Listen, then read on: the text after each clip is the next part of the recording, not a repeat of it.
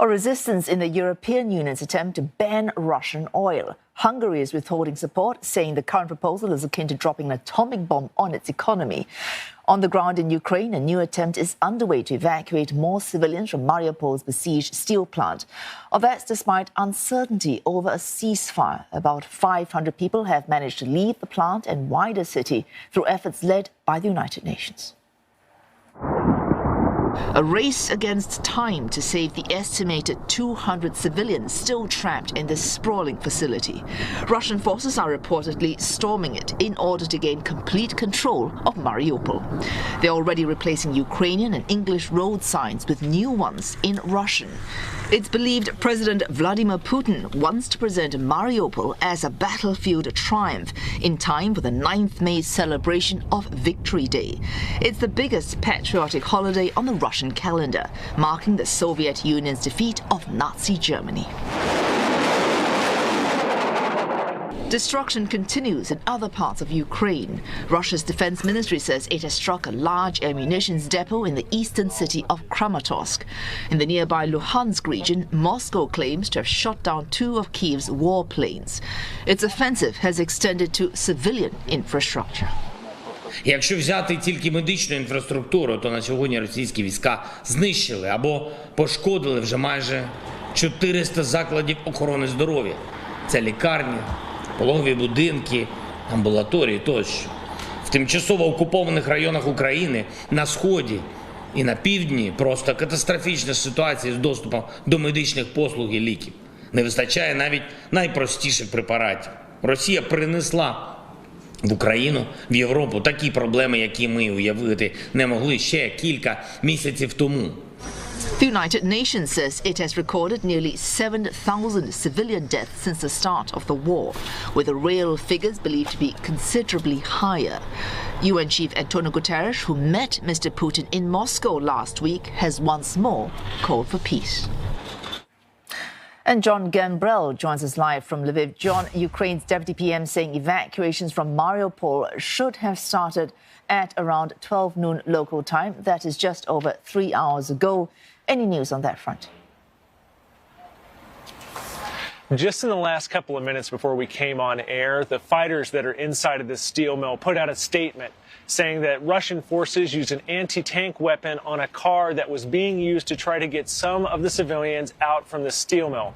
I want to caution that Russia hasn't acknowledged this attack, but the Ukrainian fighters there say that attack killed at least one of their fighters and wounded others. It just goes to show how chaotic the ongoing situation at the steel mill is. For days now, even though Moscow said there would be a truce to allow for evacuations, there has been significant fighting there, with Moscow targeting the facility with airborne bombs, missiles, as well as rockets fired from truck-based rocket launchers and from howitzers. Now, the Ukrainian fighters there are dug in pretty deep still and are able to survive, but for how long remains a question. They have wounded fighters who are still inside of this facility, who are still lacking water, food, and medicine as they suffer with these wounds, as well as we still have civilians. The number of civilians remains a little fuzzy. It's probably in the hundreds somewhere, but we're not 100% sure. Now, Moscow has said that it's just going to cordon the facility off and allow the fighters just to kind of give up after a while. But this intense bombardment has really raised questions about whether the evacuation can move forward. We did have the United Nations say that they were going to try to do an evacuation today, but they're being very tight-lipped. And this 500 number offered by the Ukrainian official may include others previously evacuated from the area. Everything just remains pretty fluid and chaotic, and we're still trying to learn more. And also trying to learn more on in terms of the attack on Ukraine's east. Russia again saying they have taken out a large ammunitions depot in the city of Kramatorsk. That, of course, is according to Russia. Do we have any independent confirmation on that particular attack? It's really interesting you bring up Kramatorsk because yesterday we did see videos from Ukrainian authorities that appeared to show a crater in a residential neighborhood, as well as apartment blocks that were burned out with the windows blasted out from the explosion, debris littering the ground. That's not to say that Moscow hasn't attacked military positions in Ukraine during this war. It's just that the visuals that we've seen from Kramatorsk suggest that there was an attack that hit a residential neighborhood as well.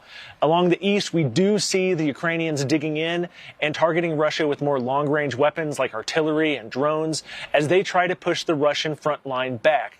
Now, the Ukrainians, as well as the Americans, say that Ukraine has been successful to push Moscow back about 40 kilometers from Kharkiv, which is the country's second largest city. But that fighting remains intense, and Moscow is still trying to retake that territory as well as make gains elsewhere on the front line. Thanks for that. John Gambrell speaking to us there from Lviv.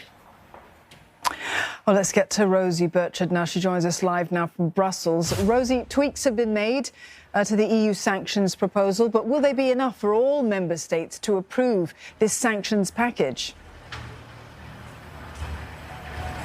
Well, so far they have not been enough. Sources have told me EU ambassadors met this morning. It's now around the middle of the day here in Brussels, and that morning meeting was not enough to secure consensus to move forward with these sanctions so far.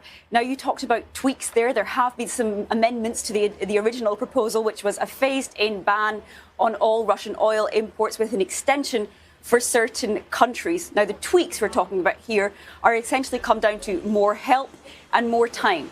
Now, when it comes to time, the original proposals had suggested an extra year for Hungary and Slovakia to bring in this ban. The Czech Republic then came forward with concerns as well. And we understand that these tweaks will add even more time for those three countries to diversify. And certainly what I've been told is that there are real concerns here. If you are a landlocked country that gets your oil via pipeline from Russia, then this would involve really massive infrastructure changes to implement such a ban. And that's where that point on more help comes in. So the proposal tweaks, we understand, also includes some provisions for extra help for those member states that are most affected to diversify sources to really change that infrastructure. But as I said, talks still ongoing. We expect them to continue into today, but I've been told there's a likely chance that they might indeed spill over into the weekend with hopes of an agreement before Monday. If there is no agreement unanimously, these sanctions simply cannot come into force. So more time and help for certain countries to adapt to that embargo, maybe upgrade their oil infrastructure and so on. But could these exemptions, Rosie, undermine the punch of the sanctions on the Russian economy, particularly in the short to medium term while this war in Ukraine rages on? Well, I think the European Union as a whole, and particularly those countries most affected by this, I mentioned Hungary, Slovakia and the Czech Republic, are really walking a bit of a tightrope here. The harsher the sanctions get, the more fallout there will be. And of course, the principle of sanctions, EU officials say, is that they should hurt Russia more than they hurt the EU. And if they start to hurt EU economies more than they're hurting Russian economies, that might be deemed ineffective. I think there's one really important point to bring up here when it comes to making sure these sanctions achieve their goal, which is to cripple the Kremlin's ability to finance this war. There is a provision within these sanctions proposals that would go further than just an embargo on Russian oil. It would ban ships carrying registered under the flags of any EU countries from transporting Russian oil elsewhere in the world, which would mean Russia could not just use this sanction, which says we're not importing oil from Russia, we being the EU, and instead sell it at a higher price elsewhere in the world. So if that ban were to come into force, that would be seen as something that would really kind of target these sanctions a bit more. Greece came forward with objections to that, particularly because shipping is important to its economy. There have now been some tweaks in these proposals as well to try and delay the implementation of that. And if Greece were to get on board, then that would be seen as something which might give these sanctions a bit more of a punch. But as I said, a really difficult tightrope for these EU countries to walk, with the sanctions getting harsher and the fallout increasing. All right, Rosie, thank you very much. Rosie Burchard there in Brussels.